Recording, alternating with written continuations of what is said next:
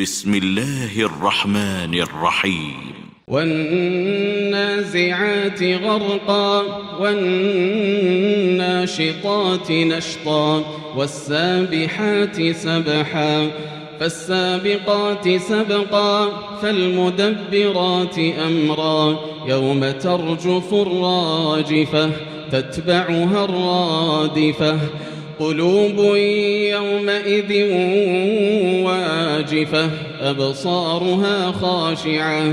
يقولون أئنا لمردودون في الحافرة أئذا كنا عظاما نخرة قالوا تلك إذا كرة خاسرة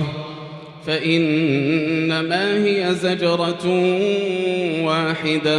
فإذا هم بالساهرة هل أتاك حديث موسى إذ ناداه ربه بالواد المقدس طوى اذهب إلى فرعون إنه طغى فقل هل لك إلى أن تزكى وأهديك إلى ربك فتخشى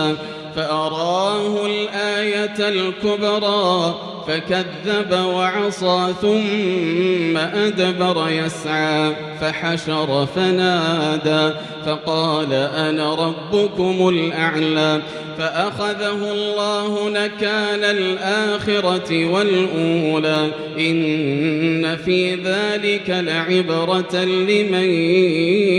يخشى أأنتم أشد خلقا أم السماء بناها رفع سمكها فسواها وأغطش ليلها وأخرج ضحاها والأرض بعد ذلك دحاها أخرج منها ماءها ومرعاها والجبال أرساها متاعا لكم ولأنعامكم فإذا جاءت الطامة الكبرى يوم يتذكر الإنسان ما سعى وبرزت الجحيم لمن يرى فأما من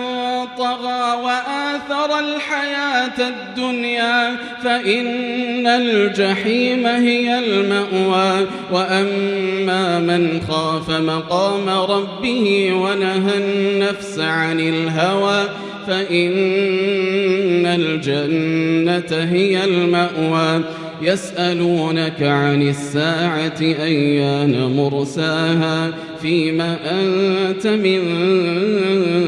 ذكراها إلى ربك منتهاها إنما أنت منذر من يخشاها كأنهم يوم يرونها لم يلبثوا إلا عشية أو ضحاها.